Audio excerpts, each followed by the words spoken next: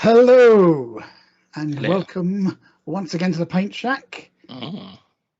We are joined as always by our resident expert of all things artisanal, Master Robbing, and captor about of expert. multiple pro painters who have disappeared off the face of the earth recently, only to be rescued in a bizarre and dangerous raid. So It does the now edge that you've let them highlighting, back Miles, into or the it gets the hose again. That's right. You can just hear him running over, like you said, escaping through the garden. Free me, please. Anyway, so you have been conversing with pro painters abound, and now you're left with me to pick up the pieces. That's So all right. obviously, I have been following with some interest, if you listen to the show, the joy that is your artisanal civil engineering project / Titan. Yeah. I listened back to the episode and it was like, wow, we're talking about breaking strains of 300 tons or something. So now people have kind of talked through it. Maybe you can give us a little bit more details about this. Specifically, obviously the bit in the show that I was exclamated about was how long is it going to take to paint? And now I've seen you do it, I can see why. So, Mr. Robin, come on down and talk me through what in the world is going on here. I think it's probably a shorter list if I say what isn't. So yeah, which is why we've broken out the audio-visual format today, because man talks about picture doesn't necessarily work too well. Although I'm sure there are some people who will be enjoying the format in audio only. But let's put that up there so people can see. Oh yeah, there we go. So that's some bricks and some sand. You'll love this. That sand was brought for me back from Iraq in about 2006, when I thought I was going to do a Warhammer Fantasy Tomb Kings army, and a fella who used to come into the York shop. That is sand from outside the tomb of an actual ancient king, ancient Persian king. So I thought I was going to base my Tomb Kings on sand from the tomb of a king, which is kind of. But yeah, it's been in a tub for 15 years. Has the mummy taught you nothing? I mean, you're messing with powers you can't understand here. This is very true. I wasn't messing with them. This feels like a plot to a very elaborate film, frankly. Yes, that's true. Whether the Titan comes alive at night and murders exactly, me, right? I don't know. That would be something to see. So anyway, what on earth? So I was like, now please tell me that those bricks, they just come like that in a flat. So let me just, you're telling me that each of those bricks that you have, that lovely parkour style floor, is that the right word? Parquet. If we just pause it there a second, someone's knocking on my door. Oh no, I'm gonna have to bear with me a second. We'll edit it, won't we? I'm sure we will. 1 second. I don't know how to do videos. It's fine. Go. Anyway, folks, I'm going to keep this running because, frankly, it's too funny not to. You would not believe what this fella's doing. I mean, I'm all for a fine model, but seriously, there's only so many things you can go for. If you're not obviously joining us with the benefit of video, and I do recommend you do, what Rob has done is it looks like he's got these individual bricks and laid them out in that parquet style, as he's correctly pointed out. Parkour's obviously running around and chucking himself off buildings, and seamlessly, he's laid each individual one. So I have no idea of the effort involved in that, but that is true, isn't it, Rob? Each one of these has been hand laid. So are these specific just bits of plastic or something, or have you bought? No, they're from the old. Well, there used to be a fantastic doll's house shop in York. Absolutely amazing place, right? For all things artisanal. I remember buying 12th scale blunderbusses to use as Jezzails for a Skaven army, for example. You could get all sorts there, but from a terrain point of view, it was a gold mine. So I picked them up. 2000 and not many. Yeah. Maybe 2006, 2007. And I've just had them in the bag for a kind of, I don't know. There's a few on the base of my Porphyrion, but I made the mistake of actually trying to build a wall rather than. Oh, okay. Right. Rather than rather than this. And then I was in the Netherlands a couple of weeks ago. Don't call it Holland, you'll set Mr. B off. Yeah, I know. Well, there is a specific area of the country called Holland. It's a bit like Yorkshire, you know what I mean? Yeah. The family over there don't mind what you call it, so yeah, exactly. Clogland. Let's not go there. Giant table. Anyway. So yeah, I was just walking through Utrecht town centre, and I just spotted the pattern on the floor, and I was like, aha! And pulled my phone out, took a picture. The wife rolled her eyes and said, "Oh Jesus Christ, I know what he's doing there." What's he doing now? When I'll stop at the side of a rusty skip and I'll take a picture of it, and she'll just be like, "Oh, really? Yeah, such a loser." And then I came back, and there we go. Started in one corner, and then each brick super glued in. Next one. So this is pretty marvelous. I've got to say, it looks amazing.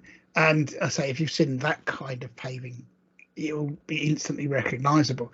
So also in this particular picture, you've got the toe of the toes of the Titan sort of smashing. It looks like you've modeled it so that when the Titans kind of hit this paving, it's kind of smashed through it because of the weight of the thing. Was that the effect you were going for? Yeah, that's what I was going for. Basically, underneath that rubble and sand, I butchered the top of the piece of wood with a drill, a Dremel, anything vicious I could get without destroying the Titan's foot.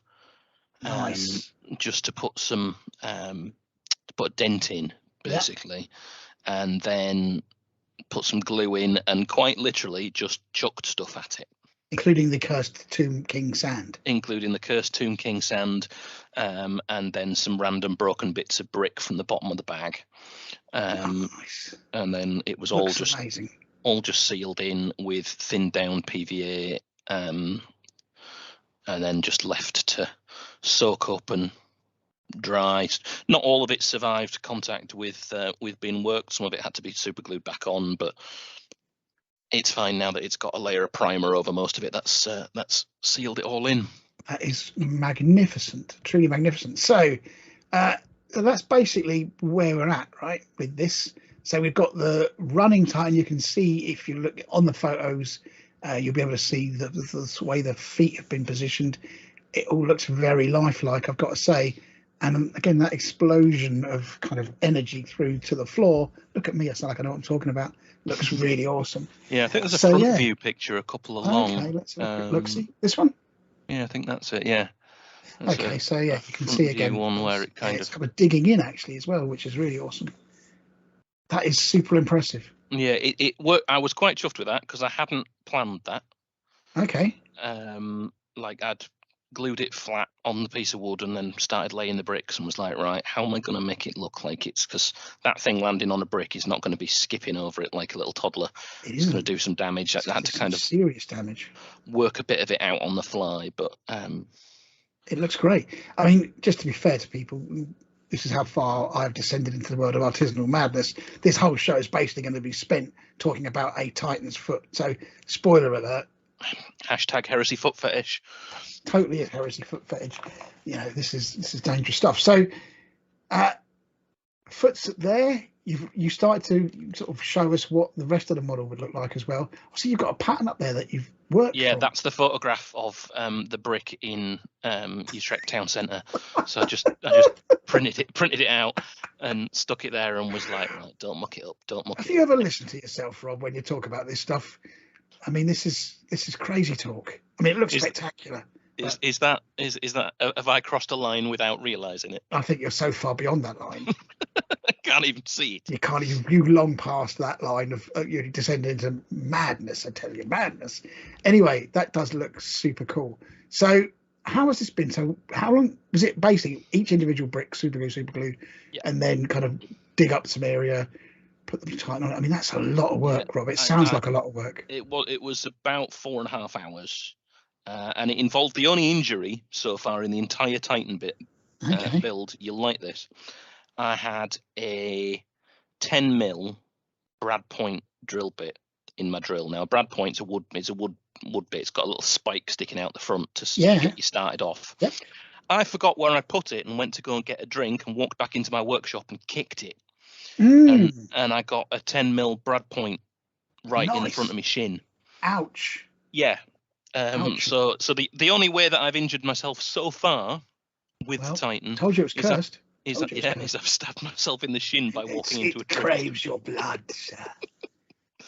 It will not be happy unless you have the blood of its enemies. Yeah, basically, yeah. You did know, of course, that whenever this thing rolls a 1 now, you have it's never going to get played, mate. It's not going to be for gaming. You're going to be like, no, that's the curse of the Tomb King. I'd get told off anyway. That base is 2 inches thick. It'd be like modelling for advantage.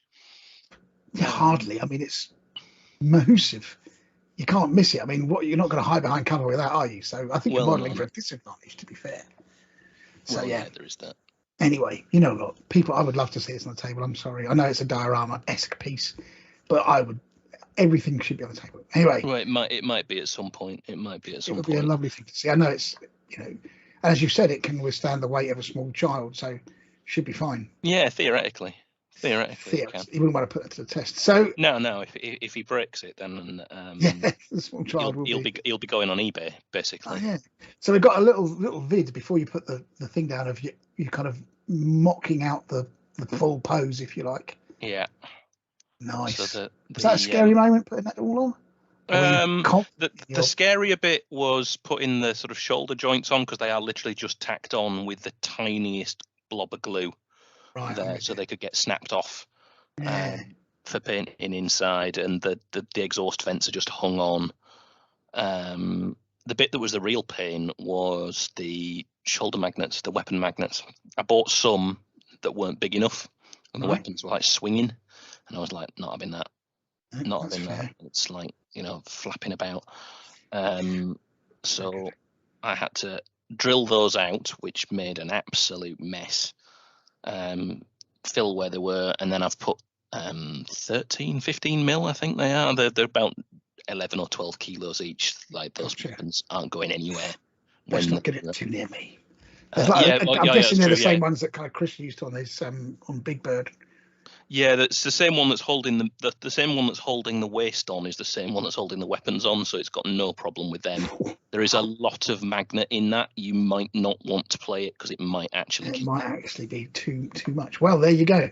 So lovely stuff. It looks absolutely spectacular. It's a great pose, very dynamic, and again, I think that flooring will totally help as well, give that impression of speed and movement. So, like I said, I know what I'm talking about. So, with the thing assembled-ish and sort of mocked up, you then took it all off again and started to actually apply some paint here. Oh, I haven't seen this one. This is maybe I haven't seen this one. That's a new one, isn't it? That's the ruin bits that have arrived from Unreal Wargaming Studios. That arrived the other day while I was just tinkering about with it.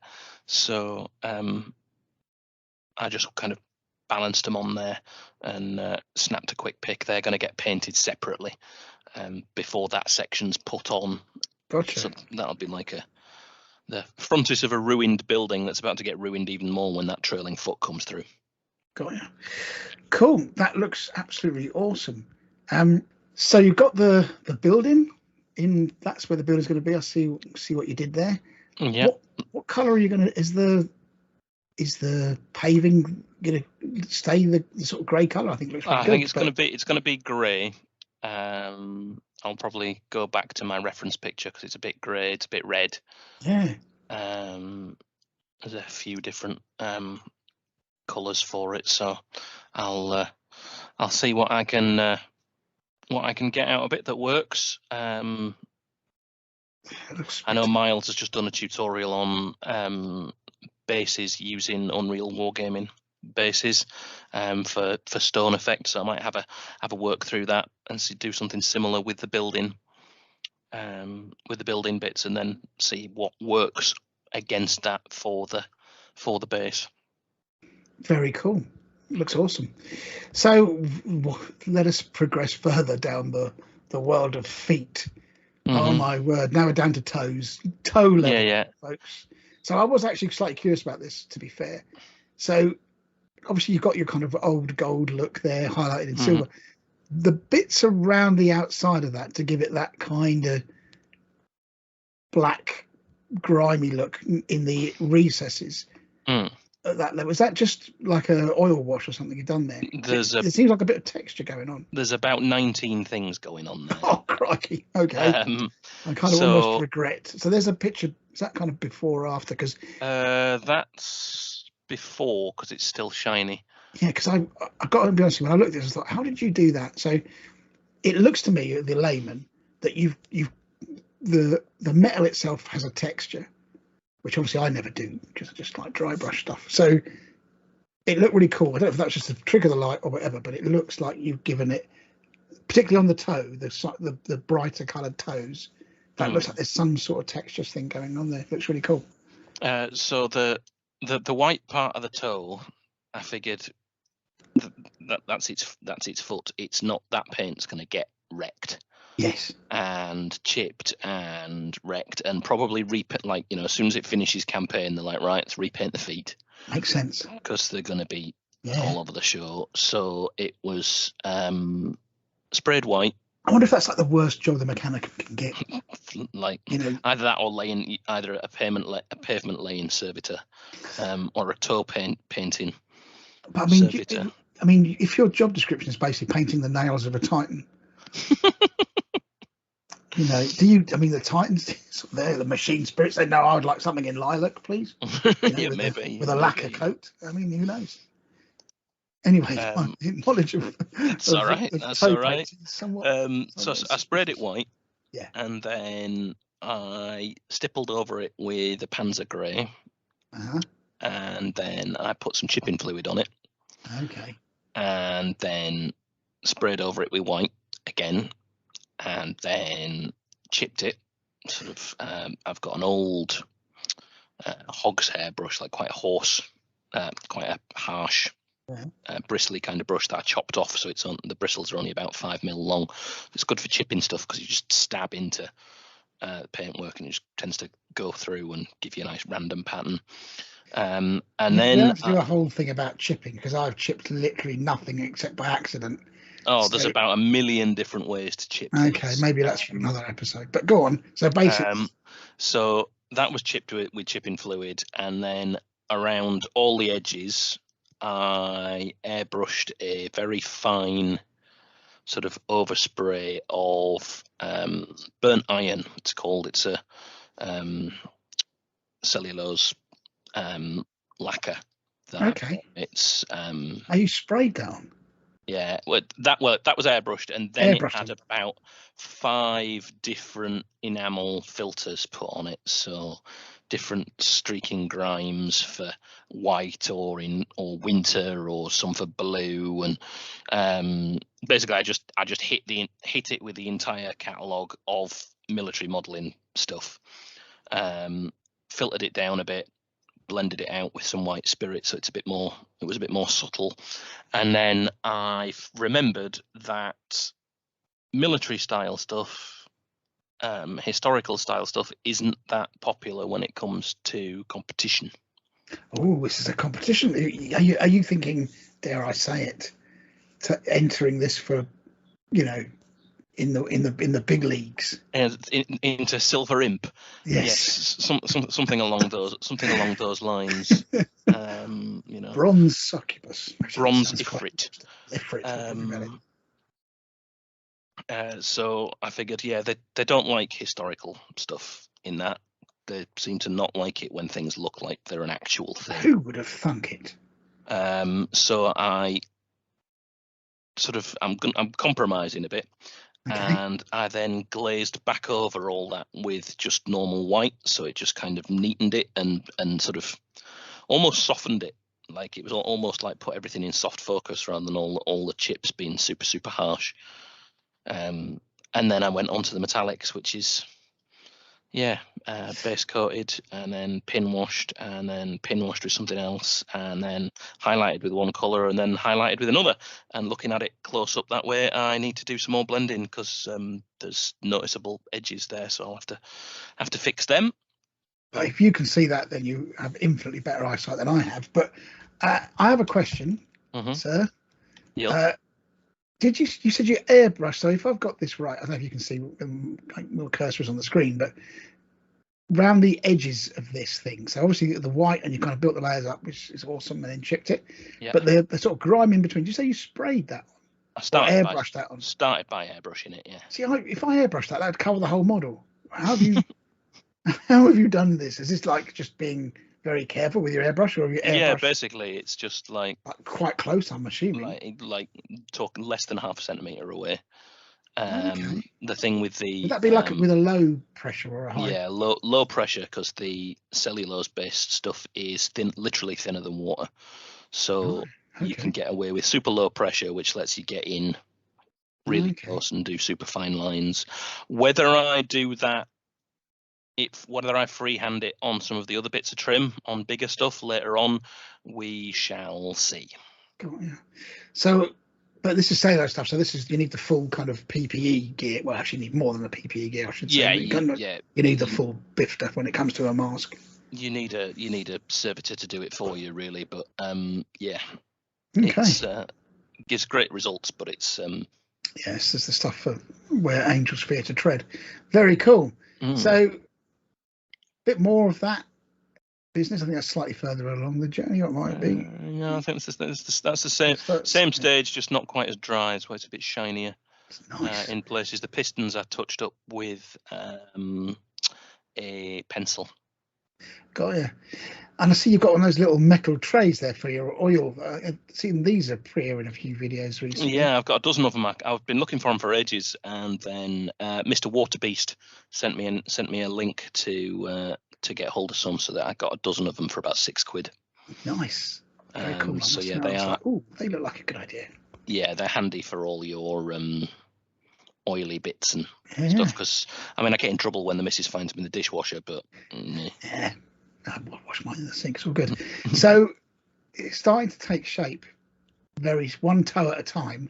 Yeah, literally one toe. Toes done, so you know. Yeah, one rivet at a time. Wow, this is a journey and no mistake. Yeah, and that's before I get onto any freehand. These are the easy bits. Really? Yeah. These are the easy bits. I've got sort of Baroque ornamentation to go on the shin panels and various places. I don't know how that's going to work out, but I've got reference books that I've bought.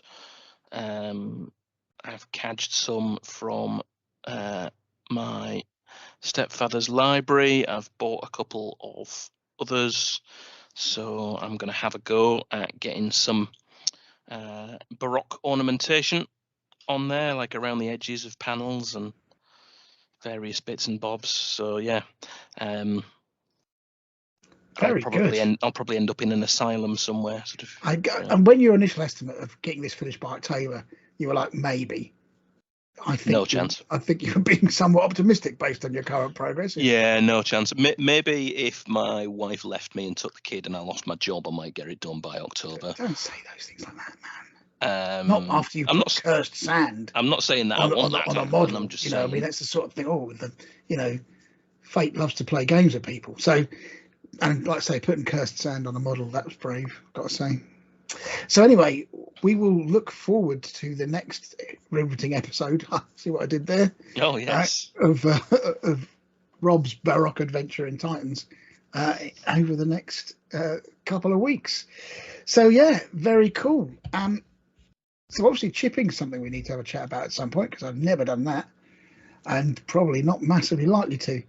I reckon there's one way. You think so? I must admit, I was intrigued by that way of applying, because I have thought about whether you could airbrush on, I don't want to say Agrax Earthshade, but you know what I mean, like for that overall effect. But anyway, enough of my ability to take a model and just spray it with a darkened brown oil to make it look slightly better. If that's the environment it's been in, if that's what it would look like, then that's what it would look like. That's what you've got to factor in, though, isn't it? You've got to, right, where is it? What's it doing? Is it a corrosive environment? Is it warm? Is it cold? Is it dusty? Is it muddy? You've got to Is it urban? Is it rural? You've got to tell these stories with it and then go, right, well, it's that colour dirty dishwater that I need to wash it with. So I was going to ask you a question, actually. What could I do with this model? So I kind of ran out of ideas with this, if I'm completely truthful, because it was just like, this is just all blue, because it was all blue. And I was like, I don't really know how to make it look anything other than all blue. So I was going to... Start by drilling the heavy bolter barrels out. Don't you even go there. You're gonna put undrilled barrels in my face like that. Then, I am right in your grill. Yeah. Then I'm gonna your comment lovely on artisanal. I've decided to put something a little bit more sensible together for folks out there. So, what do I do here? I tried really hard to do something that would make it look less just kind of flat blue, and I did do zenithal highlights on the airbrushing.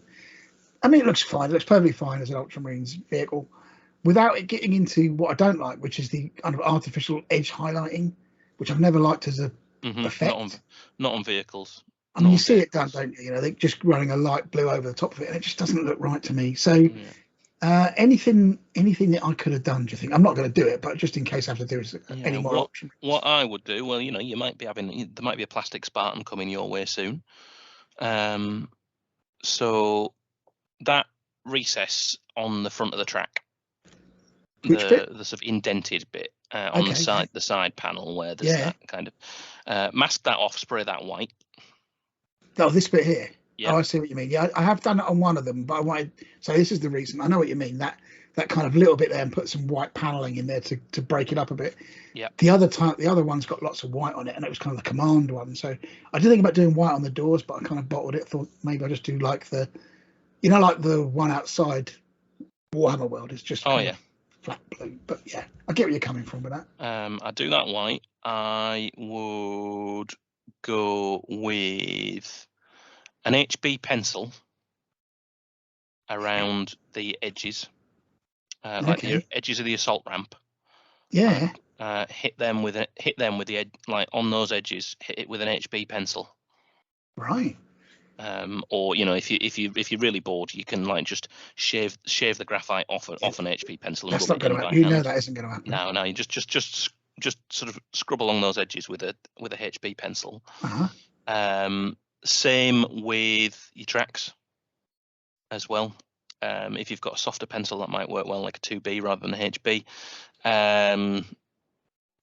Again, drill the heavy bolter out. That's never going to happen. I'm going to point that out. No matter how many times you say it, it makes no odds. It's not going to happen. But now that I look at it and now that I talk to you, oh no! Once I start down this journey, there's no hope for me, because I'm looking at going, yeah, those barrels don't look very good, do they? Now, normally I would just paint them black and hope for the best, but this is what's happened, Rob. If I start drilling out barrels, there's literally no help for me. You do realise that? No, there is help for you. You know, there is help for you. I had to drill out the barrels. Ordering Polynesian wood to put the base on a thing on at some point. You know, that's where that leads. Some koa would have been nice, but that is really expensive stuff. Hawaiian koa wood, but that probably would have cost more than the actual Titan to get a piece big enough to put the Titan on. So my wood fetish aside, like hit your edges with an HB pencil. I would. Your Ultramarines, what are they based like? They're on infantry. They're on the Zone Mortalis bases. All right, okay. So there's no. It could be kind of anywhere. Could be kind of. Of course, the vehicles are covered in mud. So what I would do with the vehicle tracks is I would pin wash all those track links and whatnot, but I would do it with a light colour, like a sandy colour, a beige. Right. Okay. Because I think I used typhus corrosion on them at some point too. Yeah, looks it. But I think just for a bit of contrast to get it to pop out against the rest of the scheme, if you get a nice sandy beige, I'm not going to say like Florida Keys, like bright white sand, that's just going to look weird. But not quite Scarborough in winter, but not Key West. So what on the biscuit scale? We're talking digestive, rich tea. Talking inside of a rich tea. Right, okay. Because that is slightly lighter than the outside of a rich teak. Okay, inside of it, right. I'll use that as a reference point. If we're talking Tamiya, I would use Deck Tan. Deck Tan, yeah, of course. There's that. I mean, I would probably go to the range near me, and they've got a great supply of art materials. I found, including all the Winsor & Newton paints. So, yeah, well, get a white and get a